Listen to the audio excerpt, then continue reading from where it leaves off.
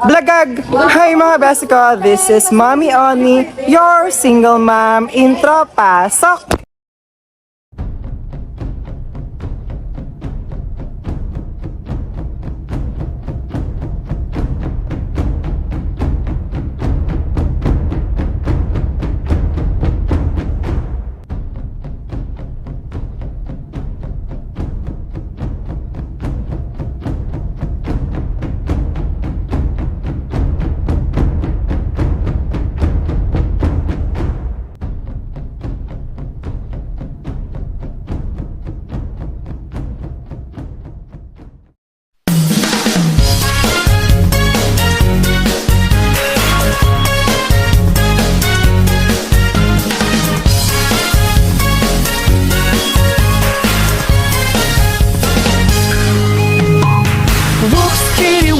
Kitty whoops, every time I see you.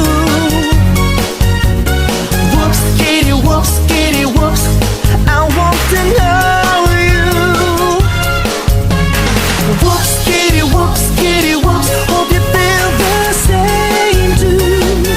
And I go whoops, kitty whoops, I think I love you.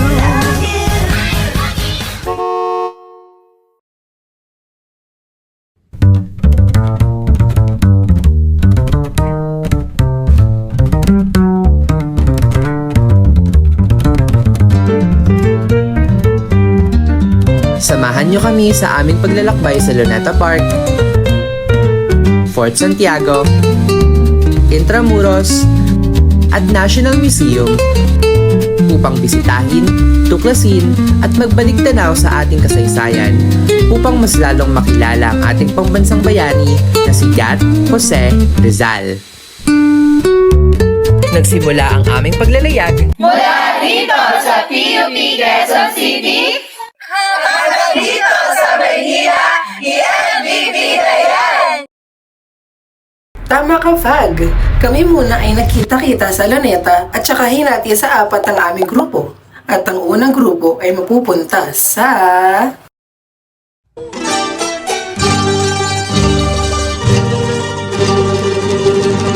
Sa gitna ng abalang lungsod ng Maynila, nakatayo ang isang malaking estatwa na sumasaksi sa kasaysayan ng Pilipinas, ang monumento ni Dr. Jose Rizal sa Luneta.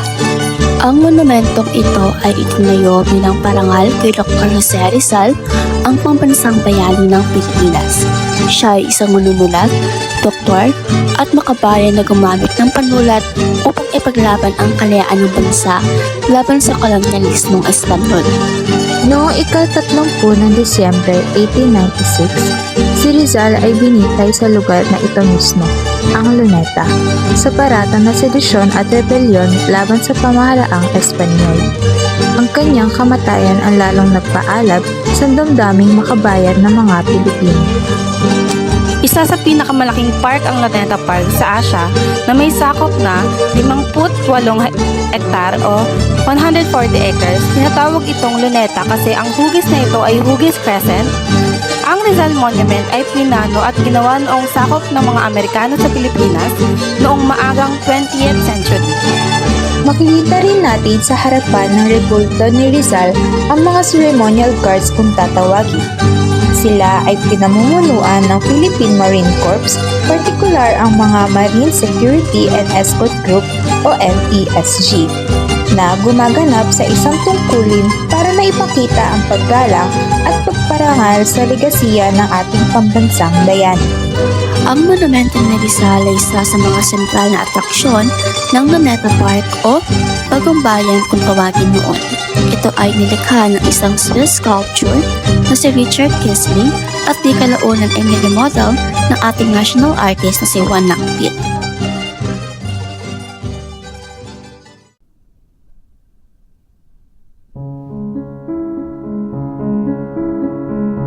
Nandito po tayo ngayon sa Luneta Park para bisitahin ang pook na tinatawag na The Martyrdom of Rizal. Dito makikita ang mga estatwa na itinayo ng sculptor na si Eduardo Castillo.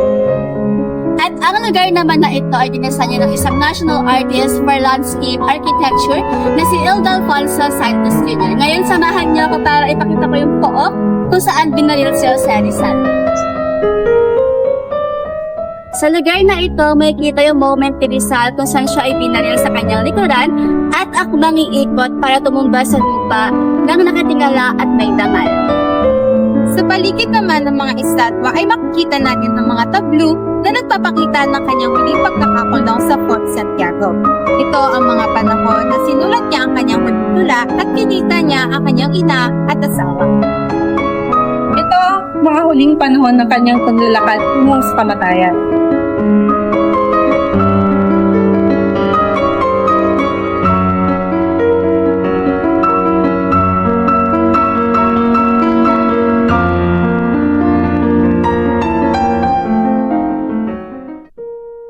Nandito po tayo ngayon sa first cluster na pinamagatang Damok Bayan. Nagsimula ang Court Martial ni Rizal noong Disyembre 26, 1896. Bago pa man naipasa ang hatol na kamatayan, alam na agad ni Rizal ang kanyang kapalaran. Dahil ang kanyang paglilitis ay isang moro-moro or sham or piro. Nandito naman po tayo ngayon sa pangalawang cluster na pinamagatang The Last Meeting. Noong Disyembre 29, 1896, isang araw bago ang paglipay, binisita si Rizal sa kanyang selda sa kulungan sa Fort Santiago sa Intramuros ng kanyang ina na si Teodora Alonso at ang kanyang mga kapatid na sina Trinidad at Lucia. For third cluster, ito ay pinamagatang His Last Farewell. Bago siya bitayin, ipinamana ni Jose Rizal sa kanyang kapatid na si Trinidad ang isang lamparang alcohol kung saan may nakatagong tala na pinamagatang Mule de Manchas. Gumawa ng liham si Jose Rizal para sa kanyang pamilya at sa kanyang kaibigan na si Ferdinand Blumentritt. Ang tala at mga sulat na ito ay nagsisinding huling pamamaalam ni Jose Rizal kung saan pinapakita yung kanyang katapangan, taos-pusong pagmamahal sa bayan at pagtanggap sa kanyang kamatayan. Para sa pang-apat na cluster, ito ay pinamagatang Jose Rizal with his beloved Josephine Bracken.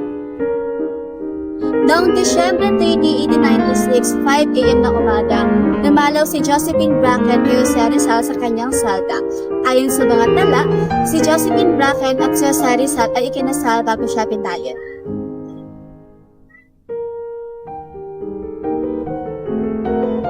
Nandito naman po tayo ngayon sa fifth cluster na pinamagatang Rizal with his trusted friends. Dito ay binisita si Rizal ng kanyang mga pinagkakatiwalaang kaibigan na sina Tabiel de Andrade at Father Vicente Balander. Dito ay pinayuhan sila ni Rizal na huwag tumalo sa kanyang araw ng pagbitay dahil magiging pabigat lamang ito sa kanyang panig.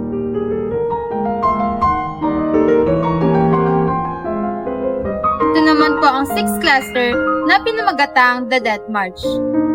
Simula December 30, 1896, sa ganap na 6:30 ng umaga ay sinimulan ni Rizal ang kanyang huling paglalakad mula Fort Santiago hanggang Bagong Bayan.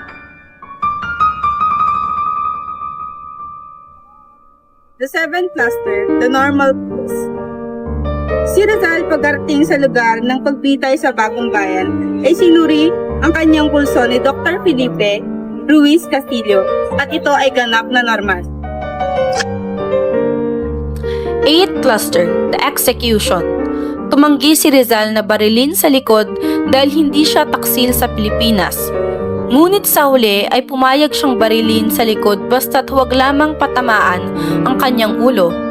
Suot ang kanyang pinakamagandang damit, hinarap niya ang kamatayan ng walang piring sa mata at hindi nakaluhod. Walang sundalong Pilipino o Indio ang naatasang bumaril sa kanya, habang sa likod nila ay may 8 sundalong Espanyol na handa silang barilin sakaling tumanggi silang sumunod. Bago ang putok, sumigaw si Rizal ng consumatum est o tapos na sa Tagalog, hudyat na natapos na niya ang kanyang misyon para sa bayan. Sa huli huling segundo ng pagputok ng mga baril, pilit na lumingon si Rizal upang bumagsak ng nakaharap sa langit sa halip na nakasubsob sa lupa. Bilang huling hakbang, binigyan siya ng mga sundalo ng tiro de gracia o isang huling putok sa malapitan upang matiyak na siya ay wala ng buhay.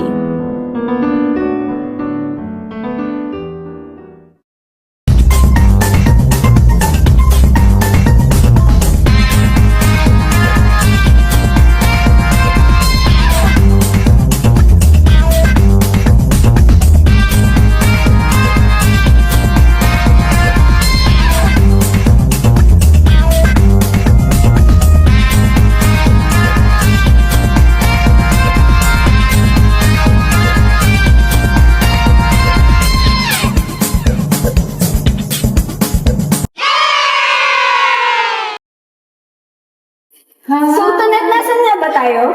Nandito tayo sa...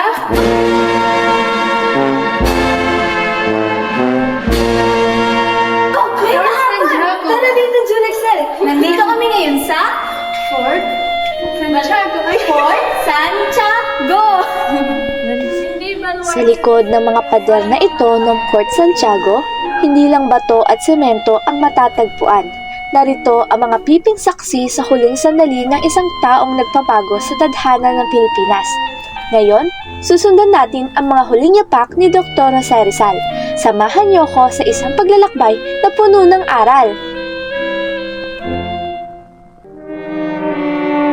Noong ika-3 ng Nobyembre, 1876,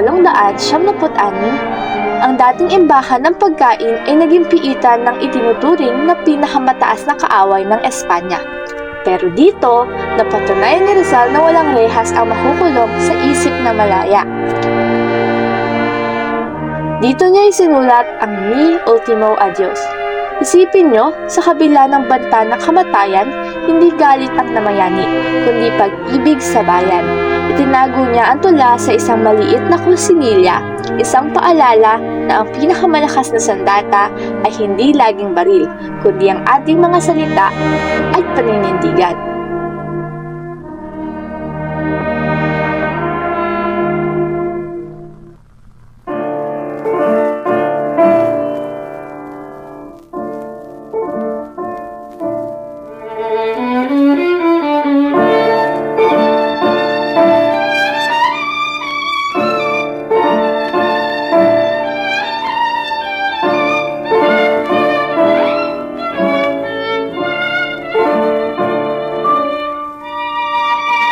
Ramdam niyo ba ang lamig? Ito ang mga dungeons. Bagaman hindi dito direktang ikinulong si Rizal, ang mga piitang ito ay sumisimbolo sa hirap na dinanas ng ating mga ninuno. Kapag tumataas ang ilog Pasig, maabot ang tubig sa loob ng mga seldang ito. Ito ay representasyon ng kalupitang nilabanan ni Rizal.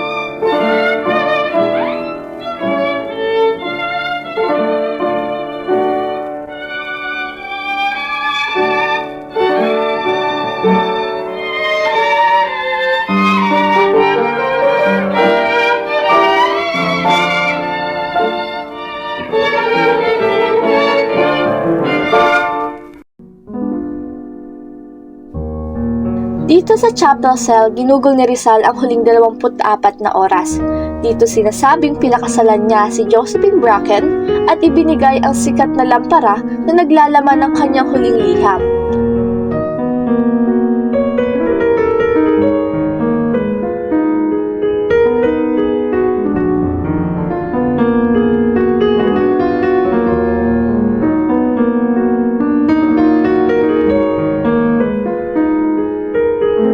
Mula rito sa kulungang ito, magsisimula ang huling lakad.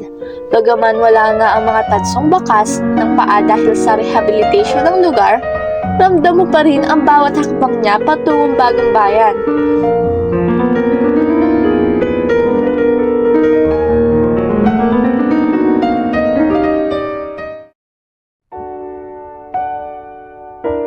At bago tayo lumabas, madadaanan natin ang Memorial Cross. Bagaman para ito sa mga biktima ng ikalawang digmaang pandaigdig, nagsisilbi itong koneksyon na ang binhing itinanim ni Rizal noong 1896 ay nagbunga ng tapang sa mga sumunod na henerasyon ng mga Pilipino.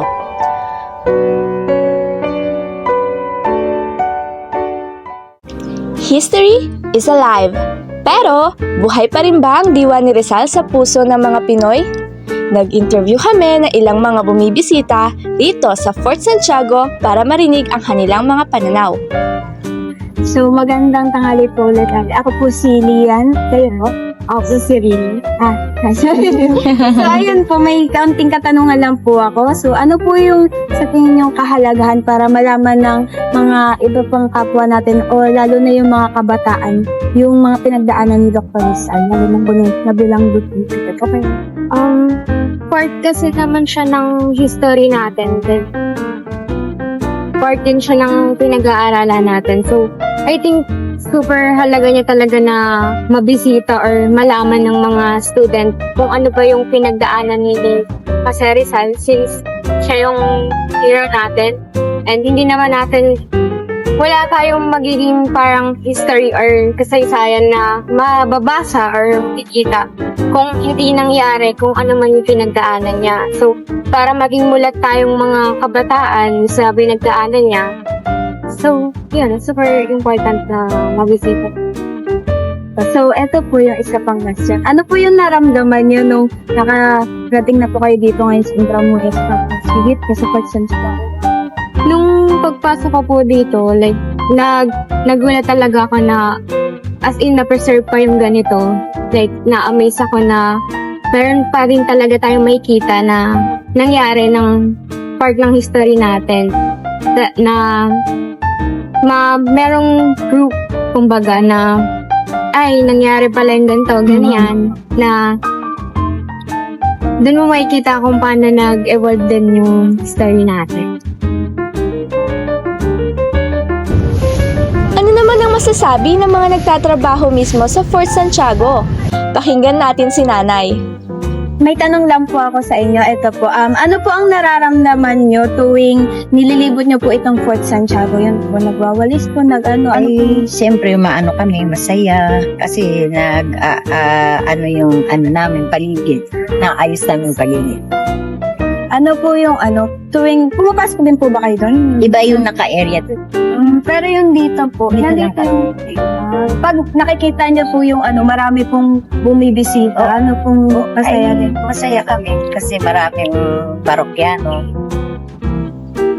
Hindi rin nagpahuli si Kuya Justin at Ate Joyce sa pagbibigay ng kanilang opinyon. I'm Joyce. Yan. So, pasensya na po. Magkakaroon lang po muna tayo ng onting katanungan, no? So, bilang kabataan po, tulad po ng isinaad ni Dr. Rizal na ang kabataan ng pag-asa ng bayan, paano mo po imumulat ang kapwa mo, lalo na po siguro yung sa mga kabataan na sa nangyayari dito sa ating bayan? Naniniwala talaga ako na tayong mga kabataan ng pag-asa ng bayan sapagkat sa atin nagsisimula ang pagbabago. Siguro gagamitin ko ngayon yung social media kasi sobrang useful talaga ng social media nowadays para sabihin kung ano dapat ang tamang gawin ng isang bata na katulad natin. Huwag tayong maniwala sa mga kwento-kwento o mga haka-haka lamang tungkol sa history ng bayan natin. Kailangan natin maging critical thinker para unawaan natin kung ano nga ba ang nangyayari. So siguro yun nga, gagamitin ko ang social media para magbigay aral sa mga kabataan na katulad ko na hindi pa mulat sa mga nangyayari ngayon. Katulad ng korupsyon na patuloy pa natin susuportahan ang mga leader na nagnanakaw ng pera ng bayan. Dapat nating tapusin at putulin ang humahawak sa atin sa pagsuporta ng mga politikong nagnanakaw ng pera natin. Kasi bilang Pilipino, deserve natin ng mas magaan na republika kung saan tayo ay malaya kung ano man yung gagawin natin at may suporta tayo na buo na galing sa pamahalaan. Hindi ninanakaw yung pera natin. Yan. Thank you po. Sa napakaganda mo pong kasagutan. Para naman po sa inyo, ano po yung naramdaman nyo na dito po nabilanggo sila? Ayun, sobrang nakakalungkot na dito nakulong ay nabilanggo si Punta Rizal ng ang bayani natin. So, at some point, parang dito nga siya nakulong pero may mga bagay din tayo na natutunan tulad nga nung history, diba? History and yung mga sinasabi niya na mas makakatulong pa sa mga kabataan. Tulad nga na sinabi niya, ang kabataan ang pag-asa ng bayan. Yun lang po. Maraming salamat po sa mga magaganda niyong kasagutan.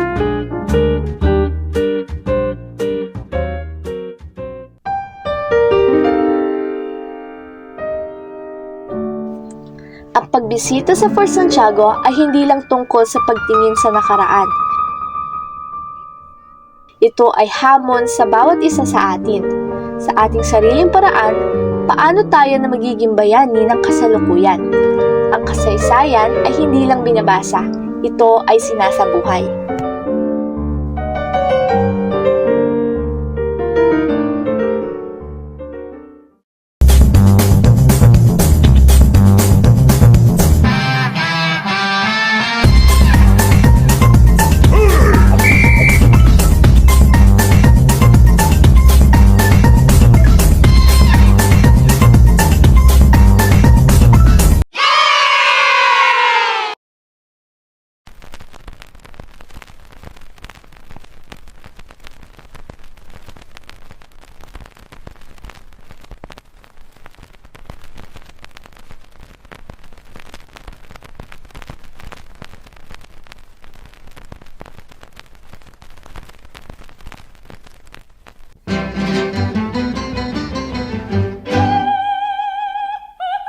Intramuros. Hi guys! Nandito tayo ngayon sa Intramuros na mas kilala bilang ang Walled City ng Maynila. Isa ito sa mga pinaka-importanteng lugar sa kasaysayan ng Pilipinas at isa rin sa mga pinaka-preserve na Spanish colonial sites sa bansa. Itinatag ang Intramuros noong Hunyo 12, 1571 ni Miguel Lopez de Legazpi. Sa loob ng mahigit 300 taon, dito nagmumula ang kapangyarihan ng mga Espanyol mula sa gobyerno, militar hanggang sa simbahan. Ang salitang Intramuros ay galing sa Spanish na ang ibig sabihin ay sa loob ng pader. Kaya mapapansin nyo, napapalibutan talaga ito ng makakapal na pader bilang proteksyon laban sa mga mananakop. Dahil nasa pagitan ito ng Manila Bay at Ilog Pasig, nagiging madali para sa mga Espanyol na ipagtanggol ang lungsod.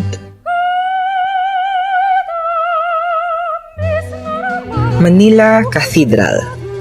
Isa ito sa mga pinaka-importanteng simbahan sa bansa, ang Manila Cathedral. Tinatawag din itong Mother Church of the Philippines. Noong 1581, nang magkaroon ng sariling diocese ang Pilipinas at humiwalay sa Mexico, napili ang Manila bilang sentro. Kaya dito itinayo ang pangunahing katedral. Itinatag ito noong 1571 ni Padre Juan de Viviero sa ilalim ng patronahe ni Maria La Purísima e Inmaculada Concepcion na siyang patron ng simbahan.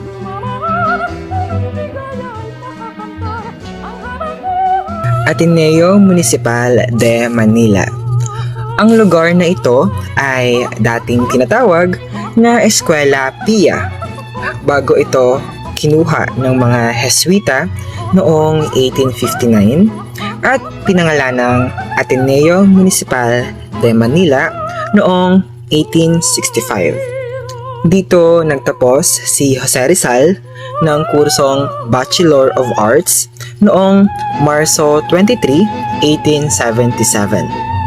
Nasunog ang gusali noong 1932 kaya pansamantalang lumipat ang Ateneo sa Padre Faura. Ang kasalukuyang gusali ay binasbasan noong 1940 at doon na muli lumipat ang mga estudyante.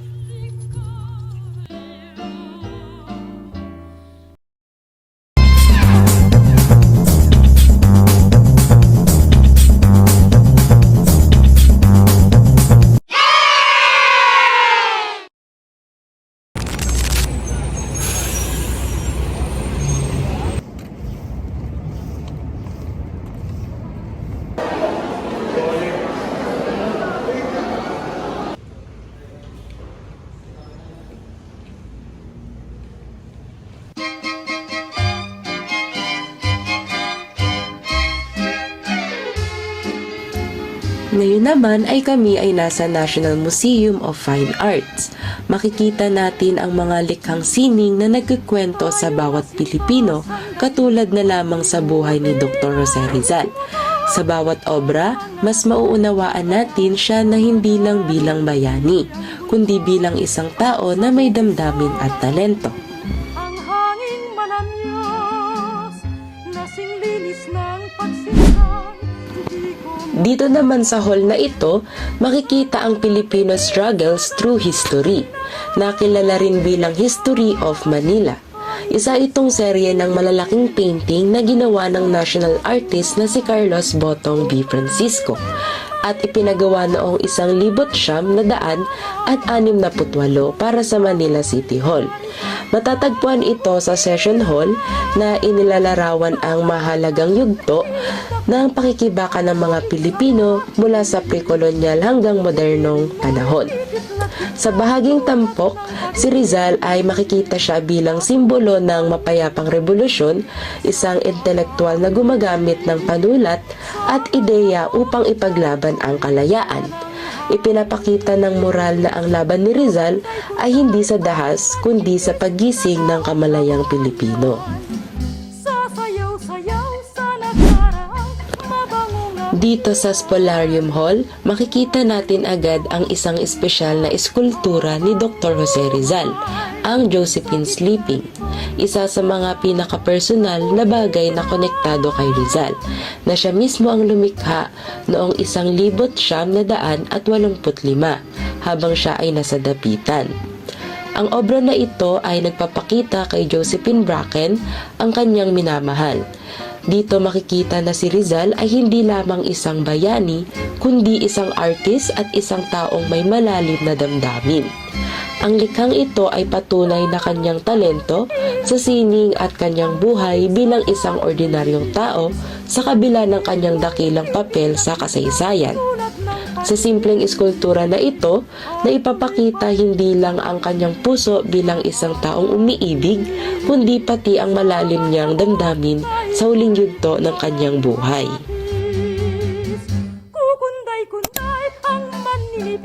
Ngayon naman ay nandito tayo sa Philippine Modern Sculpture Hall sa Gallery 29, kung saan makikita ang obra ni Eduardo Castrillo na The Martyrdom of Rizal.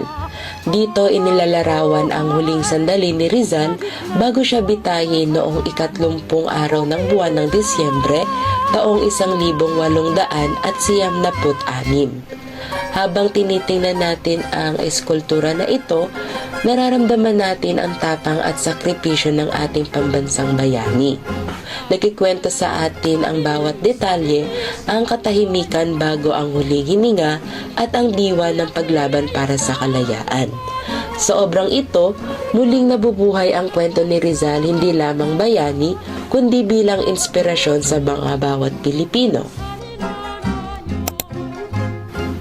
Kapag naiisip natin si Dr. Jose Rizal, kadalasan ay manunulat, propagandista, optalmologo o artista siya ang naaalala. Pero alam nyo ba na isa rin siyang naturalist? Mahilig siyang magmasid sa kalikasan at mag-aral ng hayop at halaman. Dito sa National Museum of Natural History ay makikita ang busto niya na gawa ni Guillermo E. Tolentino. Makikita sa kanyang muka ang katalino at katahimikan ng isang eskolar. Paalala na si Rizal ay bayani at isang taong minahal ang kaalaman at kalikasan.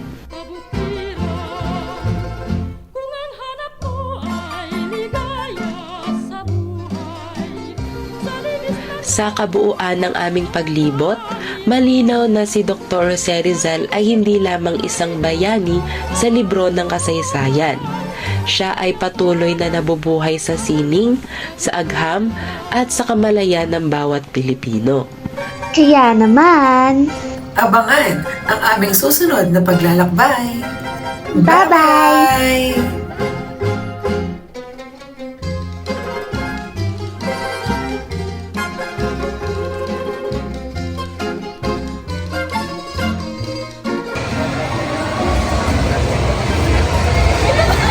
Tingin, paano mo gagawin?